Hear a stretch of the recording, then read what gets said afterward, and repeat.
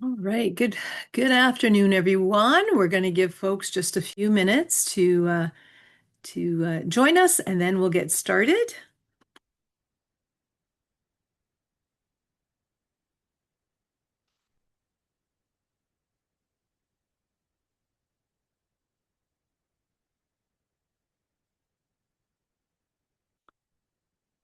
All right. We've got a few more. We'll give you just a few seconds more. There's a couple of others joining us. Fantastic. Okay, we'll get started. Well, good afternoon, everyone. Thanks so much for joining us on this beautiful sunny day. I'm surprised that everybody didn't decide to take an extra long weekend with all of this great weather. So today we're going to learn why we don't all suck at social media. I am totally in. The minute I heard this topic, I wanted to be here. The session is going to focus on the metrics and how you can use real data to confirm you don't suck at social media. We're going to dig deep into the numbers that you should be looking at, going beyond the likes and the comments. Leading us in the discussion this morning is Andrea Jones, founder of Online Dria and Uncommon Marketing Agency, and your go-to for smarter, simpler marketing.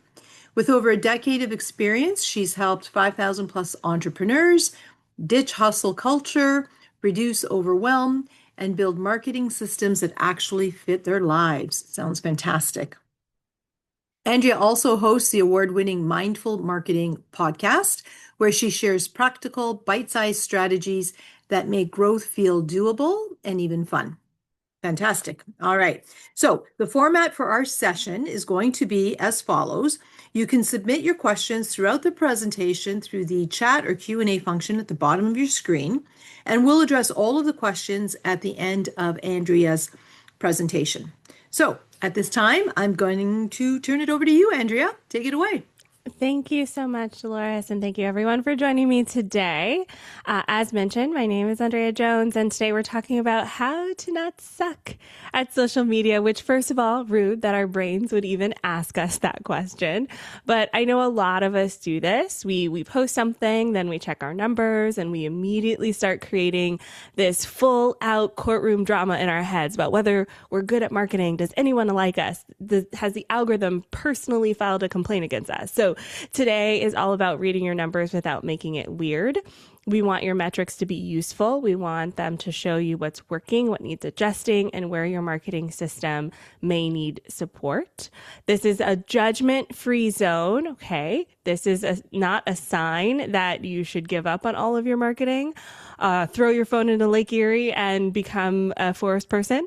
This is informative. So today I want you to read that information with context. I want you to leave with more confidence and way less spiraling. So here's what we're going to do today. First, we're going to talk about our numbers and how we can make them useful without spiraling. Then we're going to look at the difference between loud metrics and useful metrics because they're not always the same thing. We're also going to talk about how to read your marketing as a system instead of judging everything based on one single post or even a single email, a single reel, a single launch, one day where, Instagram was down. We're going to how to read all of those metrics. You'll walk away with the 5 phases of a healthy marketing ecosystem that goes beyond social media. We're talking about awareness, nurturing, converting, delighting, and building advocates at each different stage of those things, and which numbers are important at each stage, because sometimes we look at the wrong metrics at the wrong moment and judge our marketing by that. We're going to talk about when the numbers matter, what success looks like at different phases, and how to make decisions from data instead of doubt. Because doubt loves to show up when we're running our business, and we don't want that feeling to lead the way. Now, before we get into the social media numbers, I want to talk about a zoomed out concept, which is a marketing ecosystem. A marketing ecosystem is the connected path that people take from discovering you to trusting you to buying from you and to telling other people that you are amazing, your business is amazing. And this path matters because social media is usually only one part of that journey. Social media is where people usually find you first. Social media is where they casually stalk you for 3 months before they click anything over to your website. Social media is where they remember that you exist without having to constantly manually keep up with you, or even getting a referral from a friend. And social media is where they go to after they maybe get an email in their inbox, or they just want to check out your vibe. They want to see that you're a real business. So when we say our social media isn't working, we have to ask some questions that kind of give us better answers. Working to do what? Is it helping people discover you? Is it helping people trust you? Is it moving people towards your offers? Is it helping your current clients feel connected? Or is it giving some people an easy way to share your offers? All of those things have different jobs. And when we try to make one post do all of those jobs, this is where we end up feeling disappointed. It's where we feel frankly exhausted because we're trying to make educational, personal, strategic, funny, sales, and somehow all casually mention our business in all of those. And that can lead to a lot of marketing stress. So here are 3 common mistakes that I see when it comes from these unclear expectations. Mistake number 1 is that we're looking at the loud numbers, and we're looking at the loud numbers without context. These are the numbers that grab your attention right away. I'm talking about follower count, likes, views, reach, shares. These are the numbers that are visible, yes. They're kind of easy to compare to other people too. They change quickly, and our human lizard brains love it because they're like, ooh, something's happening.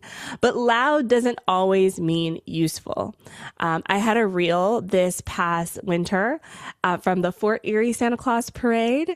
Y'all remember those reindeer at the end? I took a video, I posted it on Instagram. It currently has over 6 million views. Okay, 6 million views viewed that video, and it didn't lead to any sales. So sometimes just because it's a loud number doesn't necessarily mean that it's going to translate into someone booking a call with me, or sharing it with their audience or their community, or building trust with them. Okay. So the context of that post matters, and the number is only useful when you understand what that content is supposed to do.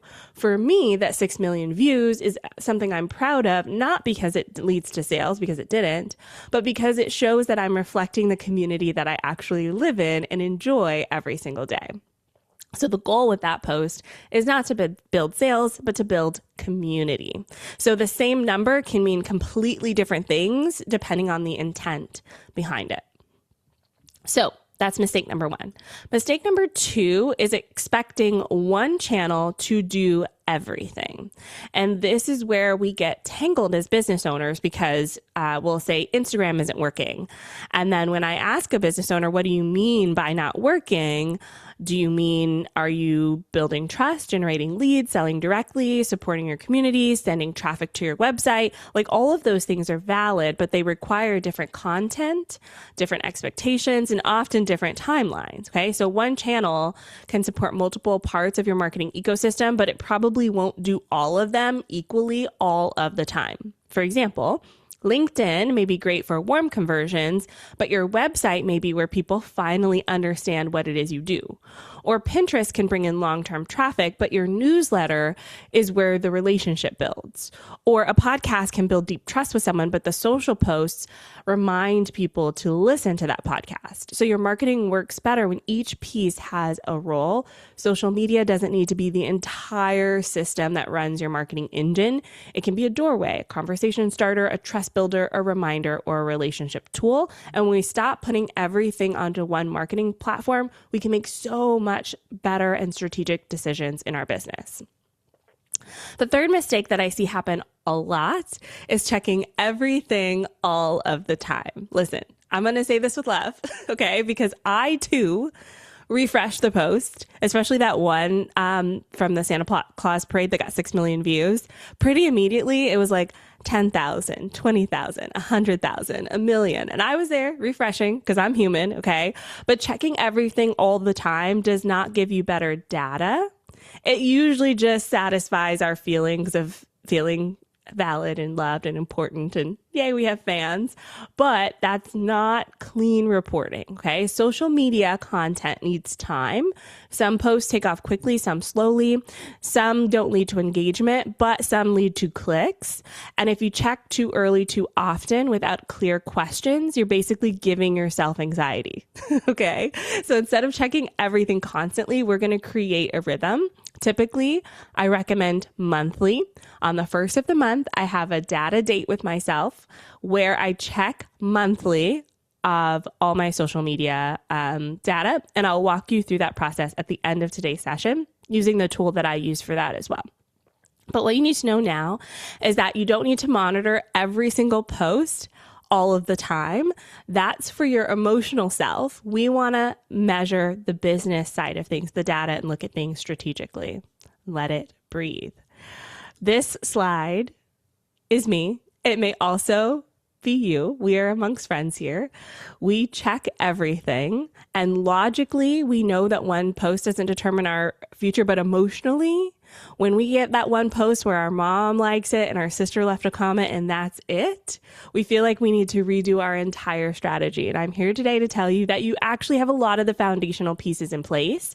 We just need to tie them together. Now, I'm going to tie them together using my cast of characters. I want to introduce you to these characters because all of us here can probably see ourselves in these characters. And if you are here with me live, I would love for you to type the name of the character that you most relate to in the chat. Okay, so our first character is Kanisha.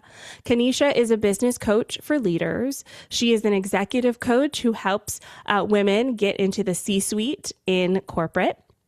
She has a full-time corporate job, and then she also does her executive coaching on the side. Kanisha is very practical. She's not really going to be dancing on social media. She's not going to be singing. She's not going to be lip syncing. She's very calm and very stoic. She likes to be matter of fact, and she loves video content. So she'll create video content on places like LinkedIn and YouTube to share her message. All right. Type in the chat, Kanisha, if you are Kanisha. Next, we have Aria. Aria is a designer. She designs website templates for beauty brands. She is a very shy person. She will never post her face, her voice on social media. She'd rather let her designs speak for themselves. So she's mostly on Instagram and Pinterest. She also is a very creative person and does not like structure. If you tell Kanisha to post Monday, Wednesday, and Friday, she sees that as confinement and would rather post on her own flow and when she feels inspired. So type in the chat, Aria, if you connect with Aria. Next, we have Darius. Darius is an operations manager specifically for dentists. He helps them build their behind-the-scenes systems and processes for their business. Darius does not like posting on social media at all. And in fact, a lot of his dentists don't really look to him for social media. They'd rather text him or email him. So Darius has a social media presence that is very bare bones, and he spends a lot of times in his direct messages. That is Darius. Type in the chat, Darius, if you feel connected with him. Next, we have Marisol. Marisol is a local bakery owner who loves TikTok. She has a very local and charming way of just simply reflecting the things that are in her shop.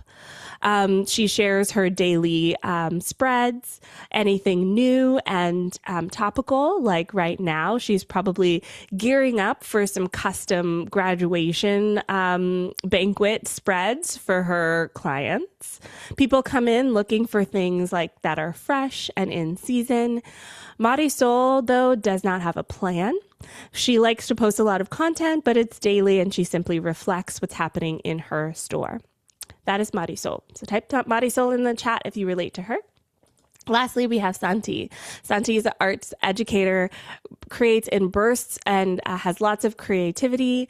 Santi doesn't really like showing their face on social media, but doesn't mind showcasing their creativity and likes to create long form content, really struggles with shortening things down for social media. So Santi typically does live streaming on YouTube. Type Santi in the chat if you relate to them. Now, I don't want you to feel like you have to relate to all of them. You may, in fact, have a combo move. So me personally, I'm probably a mixture of Kanisha and Marisol. I oftentimes reflect a lot of my day-to-day life, but I do like to have the structure, and I'm not really dancing on social media. That is not my thing. I'm mostly doing video and just simply reflecting what's happening in my business at that time. So I see Aria, Darius, Kanisha, Darius, and Aria, and maybe Kanisha with a little Marisol. Katie, you and I are the same. I love that. Now let's move on to how this reflects into your business. And there are 5 different elements and phases of a healthy marketing ecosystem. We're going to go through each phase together. And I'll also use our characters that you just met to kind of illustrate each phase. So remember the character that you connected with, as that may be helpful for you to see how to approach each phase of a healthy marketing ecosystem. The first phase is awareness. Awareness. This is how people find you and get to know you. The second phase is nurture. This is how they build that trust and confidence with you, confident enough to give you their hard-earned money to buy your product or service. We have the convert phase, which is when they give you money for that thing. We have the delight phase, which is very important because this is the phase where you deliver on that offer, because we all want to build to the advocate phase. This is where our customers then become our marketing for us. They're the ones posting on social media and bringing in more clients and customers to our business. So the heart of this session is that sometimes when marketing isn't working, we're judging the wrong stage. Sometimes we're creating awareness content and we get frustrated that it's not converting because we're not creating content for conversion. And what I love about all of these is that each stage has its own job. And so we're going to walk through what those jobs are. Before we dive into that, though, we have a few foundational questions to ask ourselves. Before the metrics, we need to know what you sell, who it's for, why it matters, and how to make that next step clear. And this is the totally unsexy part of this, but I want you to do a quick audit right now of your social media platform and ask yourself if your bio, your profile on social media answers these questions. When someone lands on your Instagram, your Facebook page, your LinkedIn, your TikTok, your Pinterest, whatever it may be, do they clearly understand what you sell, if it's for them, why it matters to them here, now, and today, and what that next step looks like to move towards buying? If, for example, people are seeing your content and not clicking, you may need a stronger next step. Or if they're clicking and not buying, we may need to look at the sales page or your offer.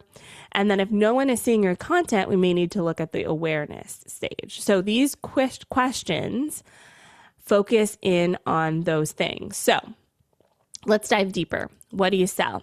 What do you sell is simple. It's easy to say. It is quick. Marisol sells bakery goods. Okay. Kanisha sells coaching services. Okay. Who is it for dives deeper into the psychographics of that person. What challenges are they having right now? What result are they expecting? The who is it for typically can be demographics like people based in Fort Erie. But typically you want to dig a little bit deeper than that. For example, Marisol is people who are based in her city, but also like baked goods, either for themselves or gifting it out to other people. And lastly, the why does it matter? And this is the digging deep question that a lot of people struggle with. I want you to focus in on the transformation that people have when they visit you in your store or when they purchase your offer. So what are they feeling before engaging with you, and what are they feeling after engaging with you? You can write this down on a piece of paper. I like to keep this as a running document, like a Google document in my database, so that I'm constantly adding these feelings to that document. So I'll use my business as an example. It's very easy for me to say I teach people how to use Instagram. Okay, that's great. But oftentimes, what really connects with people is when I say, are you frustrated and you feel like deleting Instagram off of your phone and never logging in ever again? I know that because a client said that to me once. Or a feeling that a lot of people have is confusion on Instagram. Do I post a reel? Do I post a story? Should this be a regular post? Should it be a carousel post? What the heck is this new instance thing? So that feeling of confusion is the why does it matter? And the transformation after that I help people with is how to feel confident on social media. You know what to post, when to post it, and why it even matters in your business. Okay, so I want you to think about these 3 questions and do a quick audit of your social media and make sure that they're there. Now, the last step here is also really important. The last step is the easiest way for people to find you, but the next step is the missing step. So easiest way, people find you, they give you money. Great. That's great when it happens. But social media is a lot like dating, where if someone meets you for the first time, they're probably not going to just go home with you right away. I mean, it can happen, no judgment here. But oftentimes there's a little bit of a dating period. Maybe you meet, you exchange numbers, you start texting, then you have phone calls, then you go on dates, then you meet the parents. All of those things happen in any given sort of timeline, and everyone's timeline is different, right? So that timeline is the same for your clients and customers. When they first meet you, they may not immediately give you money. They may need the missing step. The missing step is what happens between this looks interesting and take my money, I want to shout you from the rooftops. Okay. For your business, it may be a consultation call. It may be visiting your location. It may be sending you a direct message. It may be calling your business. It may be filling out a form. All of those things can lead them towards getting more information and deciding whether they want to give you their hard-earned money for your service or your offer. Okay. All right. So let's dive into the elements of the marketing funnel. And we're going to start with the awareness phase. Okay. The awareness phase. This is the point where people discover you. They start to find you. The action here, okay, is reaching new people. We want to have people aware of us. This is where loud metrics are actually useful. When people see you, they want to engage with you. Views matter. Visibility matters, profile views matter, but awareness is the first step. So when you create that reel, for example, my reel that got over 6 million views, that's great, but we need to ask ourselves, did it reach the right people?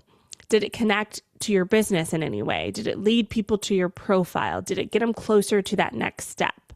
Awareness content is strategic. Okay, it's lighter, it's usually more relatable, shareable, discoverable. A lot of things that work in the awareness phase are a hot take, a story, a common frustration, a short tip, behind the scenes. So let's dive into our character examples to make this a little bit more concrete. So we have Kanisha. Kanisha wants to reach HR leaders, executives, corporate teams. So her awareness may look like a LinkedIn post about a leadership mistake she sees all of the time. And she knows it's working if she's getting impressions, profile views, video views, and connection requests from the right people. Let's take a look at Aria. Aria sells these website templates. So maybe she's creating a Pinterest pin showing how stunningly beautiful her home pages are. And she'll know it's working because that pin is getting impressions. People are clicking over to her website. People are going from Pinterest over to her Instagram and following her there so they can build more of a relationship with her. Darius is going to not really have a ton of content at this phase. So his awareness looks quieter. He's connecting with people on LinkedIn, dental professionals. Whenever he makes a warm introduction, maybe he's following them and connecting with them on Facebook. Maybe he's joining Facebook groups. Okay, so his awareness phase isn't content focused, it's connection focused. Marisol is going to be posting on TikTok, and she's showing fresh pastries maybe coming out of the oven. So she's kind of creating this content on TikTok. And she doesn't need viral global reach because she's a local business. So a TikTok with 800 views, but the views are from people in her city, is far more valuable than a TikTok with 80,000 views from people who live everywhere and anywhere, not anywhere near the bakery. Okay, so she's looking not just at views, but views in her city. Santi is going to create a live stream video and teach their art online. So the awareness comes from YouTube views and then clipping that live stream into short form TikTok videos, Instagram, and they're looking for new subscribers. So you can see at the same phase of the marketing funnel, each of these characters have different success metrics, and it's not one size fits all. And I promise you don't suck at social media. You're probably just needing to examine the number that matches your model.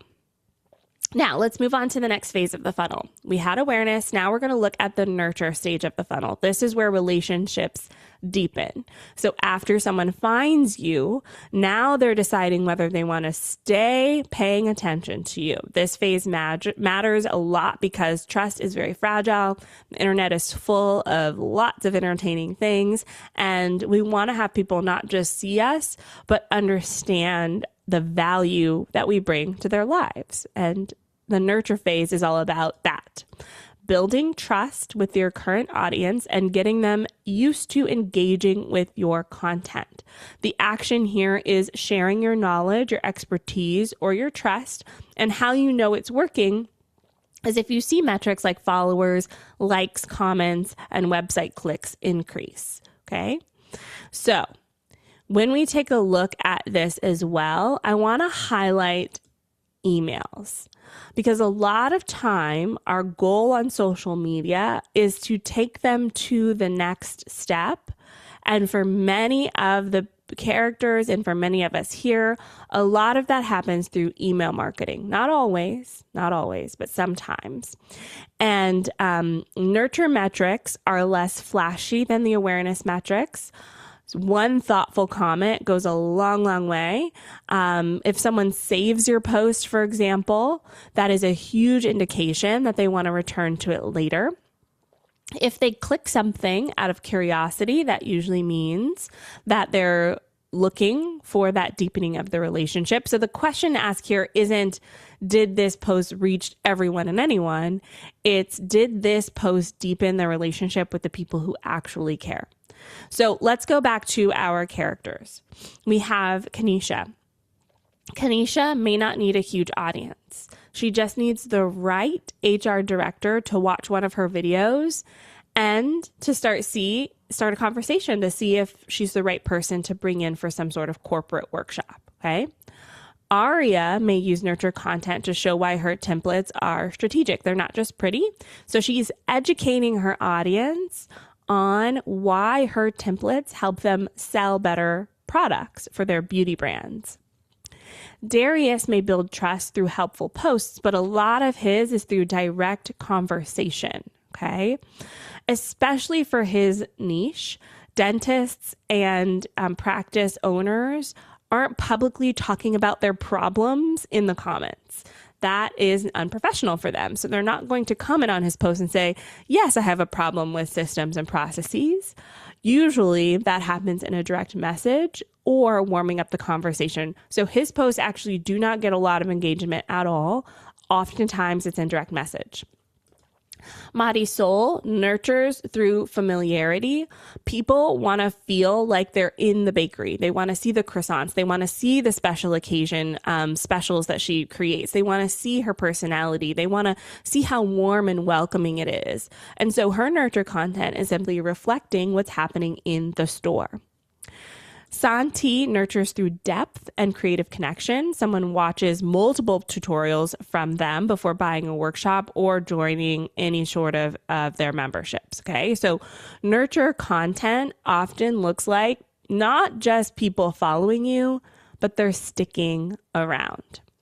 Now, the big question is here, how do we get them from nurture to conversion? And this is where a lot of us sometimes get a little bit of awkward because we're like, okay, give me money now, please.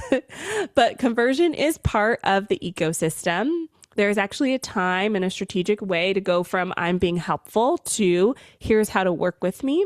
And that invitation is just that, an invitation. I don't want you to think about how you're asking for money, but you're inviting people to take that next step with you. So the conversion phase is focused on getting the sale. The action here is to encourage people to buy now, and the metric is money. This is simple and beautiful and also can feel very confronting. Conversion metrics include things like sales, revenue, applications, checkouts, deposits, proposal acceptance. And this stage is nice when it happens, but conversion content often gets low engagement. I'm going to say that again. Conversion content gets low engagement because at this stage, we're not asking for engagement. We're asking for money. We're asking for sales. So a lot of times when I'm auditing someone's account, let's say I'm looking at their Instagram and they say my engagement is low. I go, okay, let's look at your content. I look at their content and it's all conversion content. It's all buy now, buy now, buy now. Well, your engagement is going to be low on conversion content because you're not asking for a deepening of a conversation, okay? So a sales post, let's say it only got 12 likes and no comments, but someone clicked on your website and booked a call from that, that is a success. It does not mean it failed when it gets fewer likes and comments.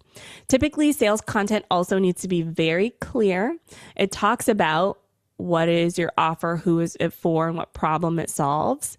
And it also talks about when is a good time to take action. So Kanisha, the conversion may be, fill out my contact form for corporate workshop inquiries. For Aria, it's someone buys a template on her website. For Darius, it's a consultation call with a dental practice. For Marisol, someone hits pre-order on the website for her holiday special. For Santi, someone registers for their Patreon or signs up for a workshop, okay?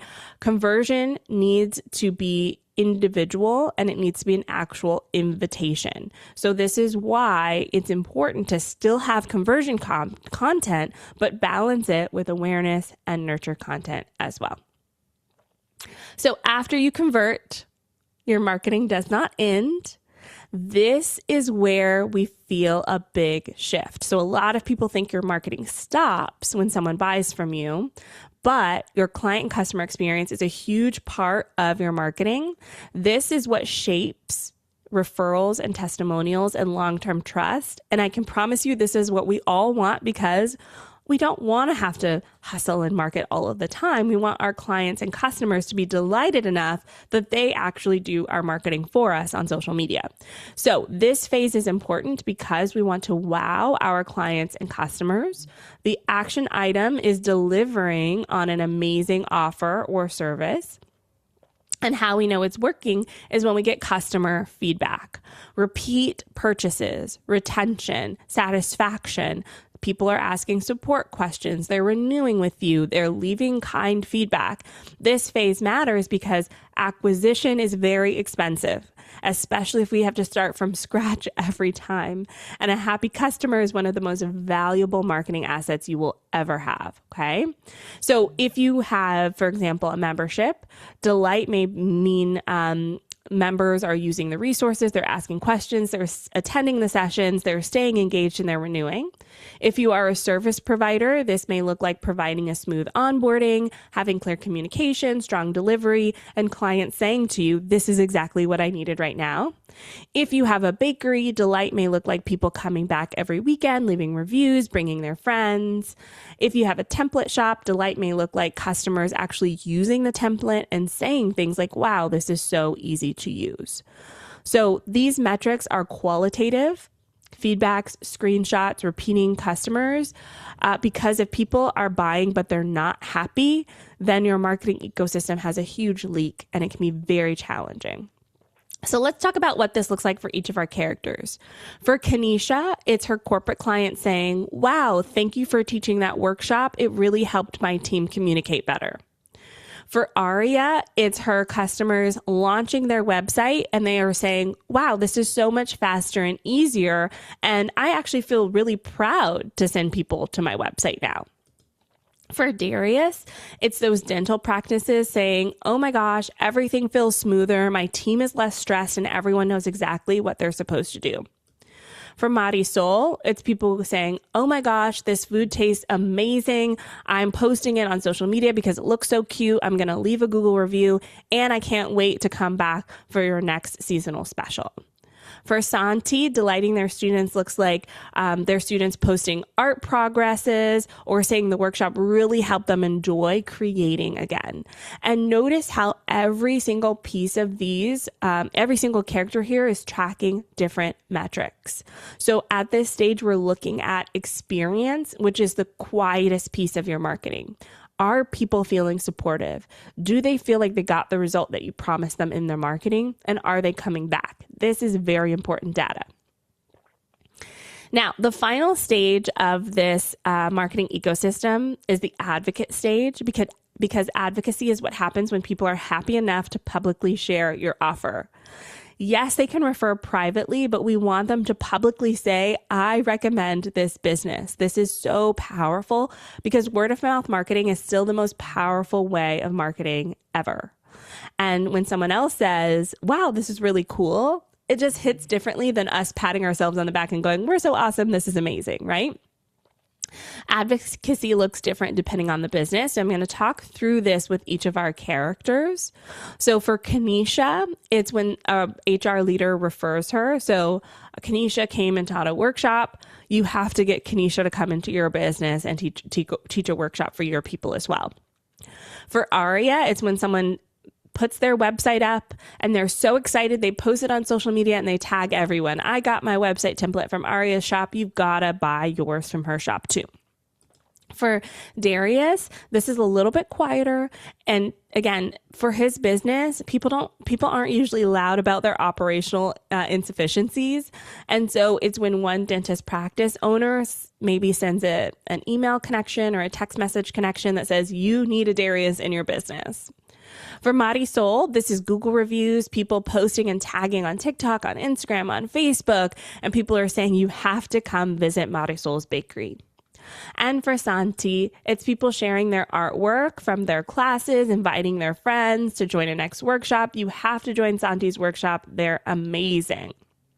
Advocacy is so important because it tells us that the experience you created is valuable enough that people are willing to attach their own name to it. That's huge. They're backing your business, and it's really one of the strongest drivers for growth. So when we're looking at the advocacy phase, we want to ensure that public feedback is happening, and we do that by asking for it explicitly. How we know this is successful is when people are tagging us on social media. They're leaving referrals. They're sending testimonials. Maybe they're signing up for our rewards program. The key here is to ask for it explicitly. So many business owners hope people will magically remember to leave a review or share a testimonial, and some people will, but many people won't. They're busy. They kind of need that little nudge. So after they get a positive result, or they compliment you, or they say this is so helpful, make it easy for them. I'll give an example of this for one of our clients actually at Uncommon Marketing Agency, which is Digital Golf here in Fort Erie on Dominion Road there. One thing that completely changed how they got Google reviews is we set up a sign by the checkout that simply says, if you liked this, leave a review. And in the 3 months that's been up, they now have over 25 reviews on Google when before they had 0. So sometimes it's the simplicity in asking for the review that can really help lead to that review. And you have to be consistent with it. Now that we've talked about the ecosystem, as we wrap up, I want to talk about the types of metrics to track, because there are 5 different metrics that we want to track here. And actually 6 different metrics that we want to track here. The first is visibility. Then we have trust. Then we have intent. We have conversions. We have retention. And last one is energy. And I want us to start thinking beyond the standard social dashboard and really look at the fuller picture.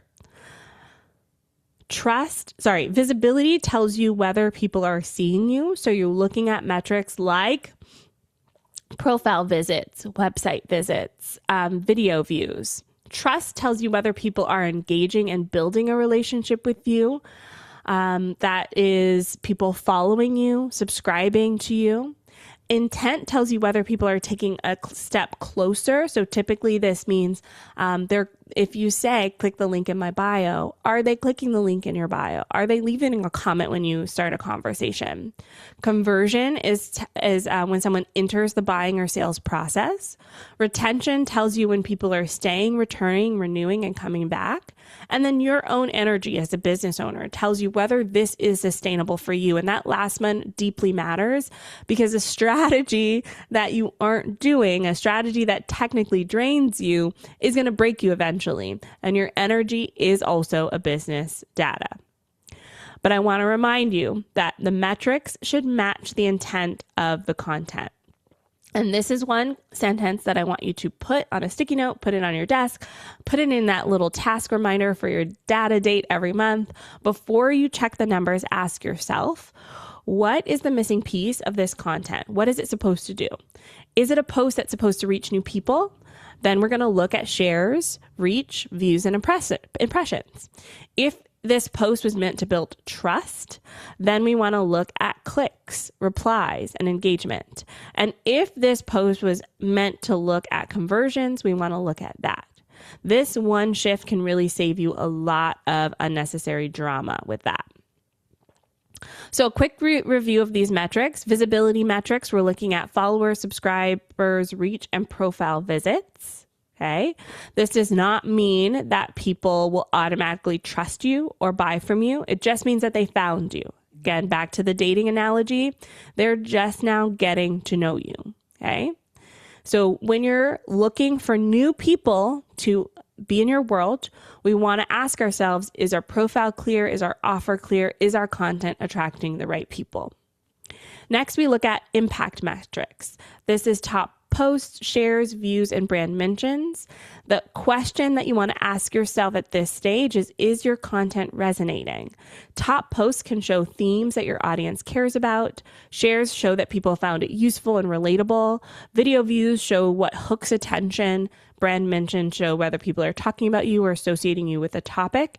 And you want to look for patterns here, which is why I recommend looking at this monthly. What topics keep coming up? What formats get shared? What messages or language are people repeating back to you? This is the data that's helpful to understand, and it helps you know what people actually connect with because context here is important. A funny post may get more shares than a sales post. A vulnerable post may get more comments than an educational post, or a tutorial may get more saves than a personal post. Different impact signals different impacts signal tells different stories. Okay, so you're looking for the patterns over time. We have engagement next, engagement metrics. We're looking for comments, likes, shares, engagement rate, and engagement quality. And I've got to emphasize quality here.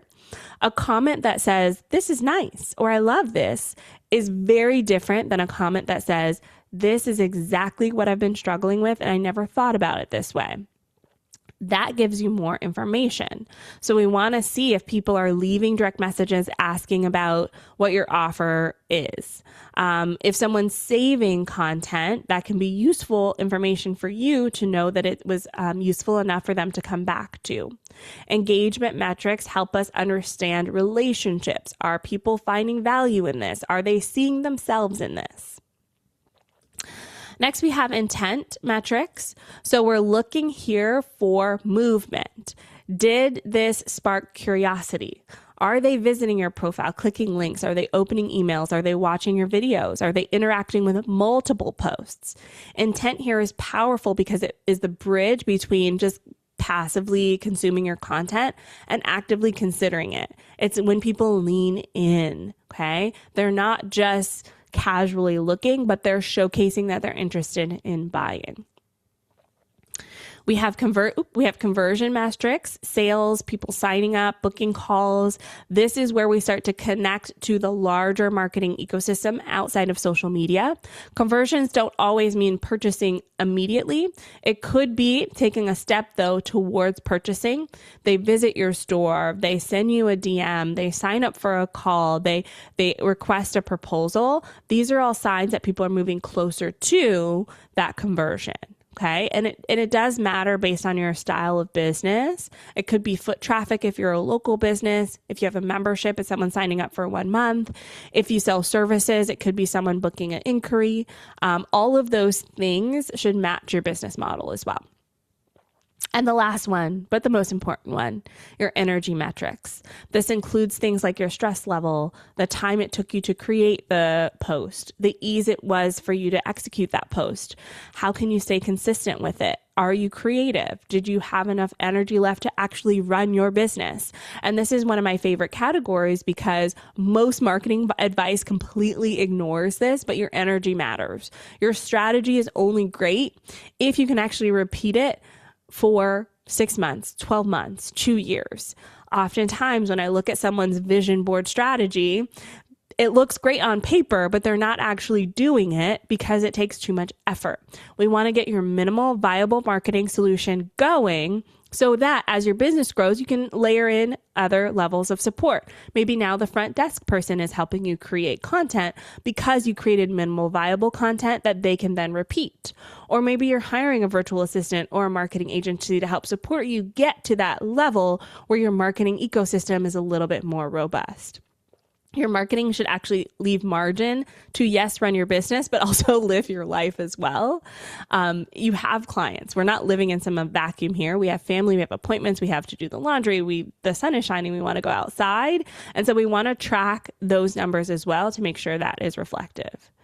So your reports should tell the story behind this. A good report is not just a screenshot of what's happening, but it's the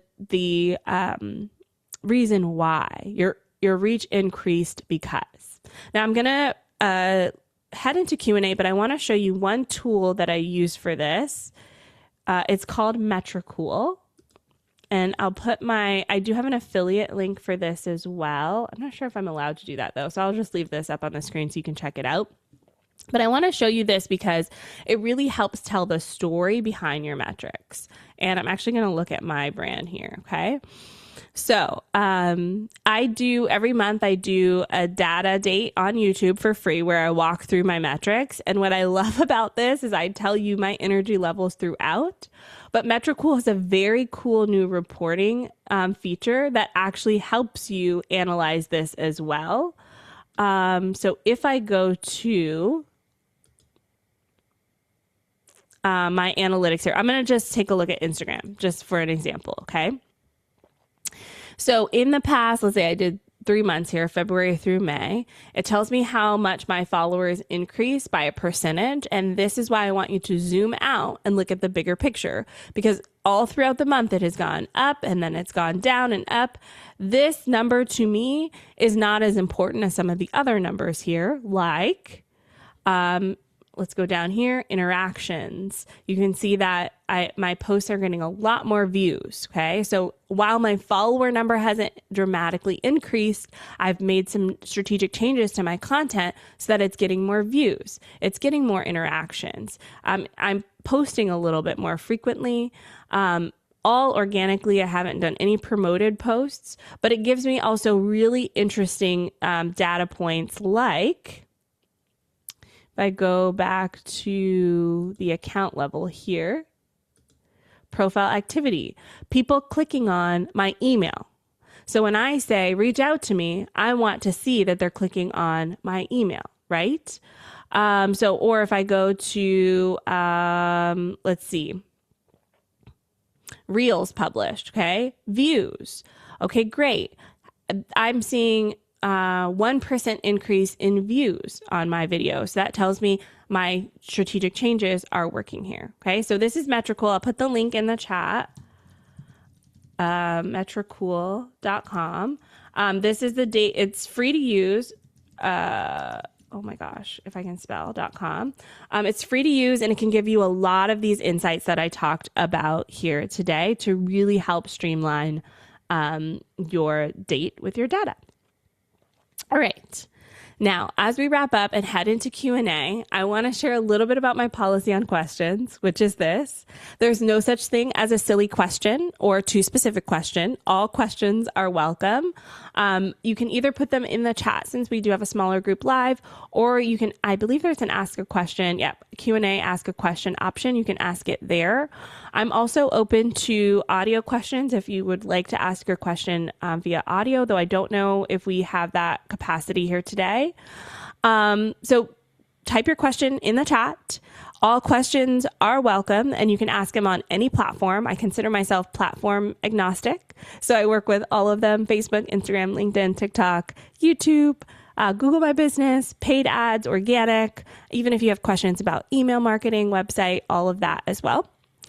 And also invite you to follow me on social media. I'm at OnlineDrea. And if you scan the QR code, you'll get a free gift, which is my free course on marketing and marketing ecosystem, similar to what I taught today.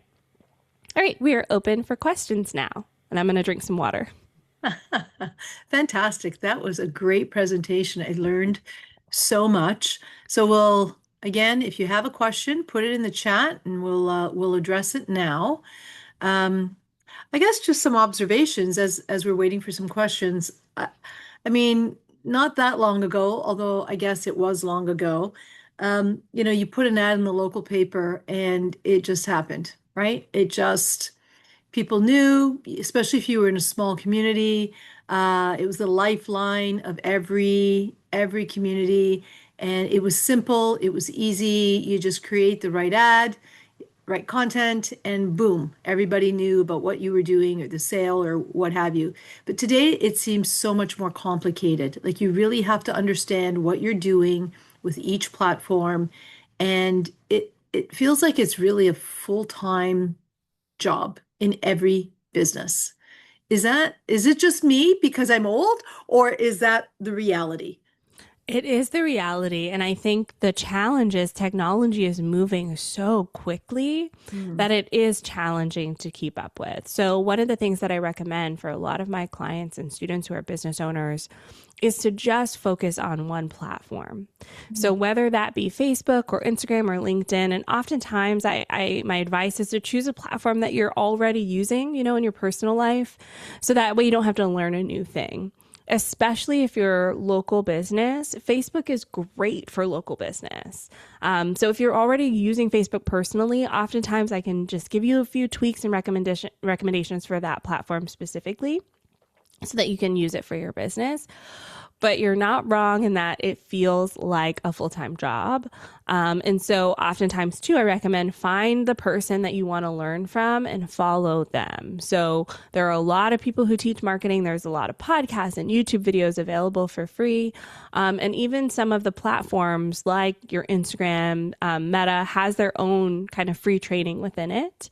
And learn the tool and keep updated with that one process or that one educator that you follow. And yes, just know it is more complicated these days, but the perk to that is that it is more cost effective than, purchasing, say, a billboard or, having to purchase, radio ads or buy an ad in the paper. A lot of times, and all the things that I showed you today, it just is time. So it's a little bit more approachable for a lot of businesses. Yeah. Oh, the QR code isn't working. Okay, hold on. Let me check it. One sec. And we can answer the next question as well. Yeah, so I'll read that question. It's from Cecilia. Do you think it's worth talking about how social media demographics are changing, and what types of people you would be targeting based on what channels of social media you're using? Similar to how you have characters for our entrepreneurs, we all have characters for our customers as well. Yeah, it's a great question.